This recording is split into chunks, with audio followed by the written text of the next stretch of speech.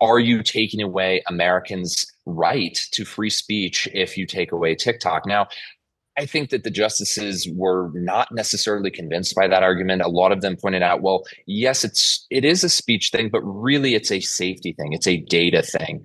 And it felt like while TikTok's lawyers were arguing, the pushback they continued to get was that it was more about the safety issue here and less about the speech issue. Because to them, they said, hey, look, all ByteDance has to do is sell this company to someone else, and people can continue to say whatever they want on TikTok, right? We're not saying that the messaging on TikTok is the problem. We're saying it's the data and the security element that's the problem.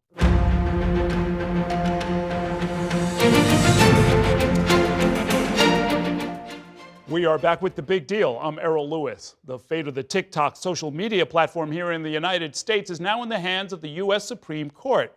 The nation's high court heard arguments about a law that requires TikTok's China-based parent company to either sell the app or face a nationwide ban by January 19th. The justices, it seems, appear likely to uphold the law. Joining me now to break down the issues is Kurt Wagner, a tech reporter for Bloomberg News who covers social media.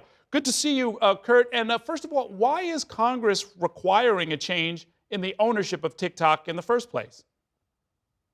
Yeah, the argument coming out of Congress is basically a national security argument, right? So there's two real issues here that they see. The first is a data issue. If China wanted to try to collect data on TikTok users in the US, there's fear that because TikTok is owned by ByteDance, that would be possible that they might be able to, create profiles, for example, of US citizens. The other is a content issue, right? This idea that perhaps, again, if the algorithm that's determining what people see in the app is being created by a company in China, maybe it could be used to, push certain agendas, push certain messages to Americans and American voters. And so there's fear that having TikTok in the hands of a Chinese company is a real national security threat to the United States. Okay, now there are certain kinds of businesses where by law foreign ownership is either limited or outright prohibited. And that includes energy and aviation, fisheries, mining, banking, ownership of media companies. Is the government claiming that TikTok falls into one of those categories, like media? I think it's less specific to foreign ownership and more specific to foreign adversary is how the politicians continue to refer to China, how it was referred to during the hearing today with the Supreme Court, right? It's not just that it's owned by a non-American company. It's that it's specifically owned by a company that's in China where there are great geopolitical tensions, as you know. So I think that's more of the issue. The lawyers for TikTok said in response today that it would be an unconstitutional infringement of free speech for the U.S. government to intervene based on what it fears might be promoted by the platform, as you just described. Did the justices seem persuaded by that argument? Yeah, so a lot of the discussion, it was about 2.5 hours long, this hearing, and I would say even most of it was really focused on this idea of speech, right? And are you taking away Americans' right to free speech if you take away TikTok? Now, I think that the justices were not necessarily convinced by that argument. A lot of them pointed out, well, yes, it is a speech thing, but really it's a safety thing. It's a data thing. And it felt like while TikTok's lawyers were arguing, the pushback they continued to get was that it was more about the safety issue here and less about the speech issue. Because to them, they said, hey, look, all ByteDance has to do is sell this company to someone else, and people can continue to say whatever they want on TikTok, right? We're not saying that the messaging on TikTok is the problem. We're saying it's the data and the security element that's the problem. We've done a lot of reporting on this program and elsewhere in Spectrum News about what happens with social media, and it's not about foreign ownership, but it's about those algorithms and how they're used and whether or not there's age gating, whether young people are being influenced, and a lot of negative effects can happen regardless of who owns it. Did any of that come up during the arguments today?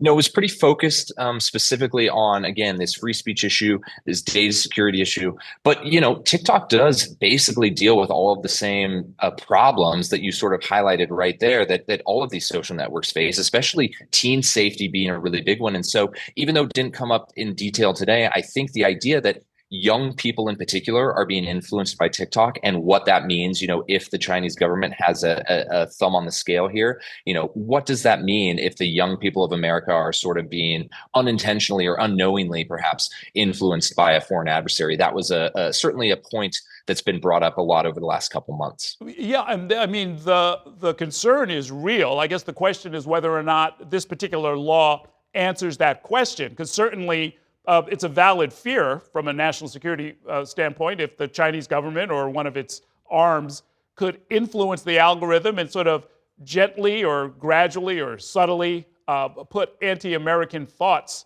out on the program, out on the platform, and steer a lot of people towards those ideas.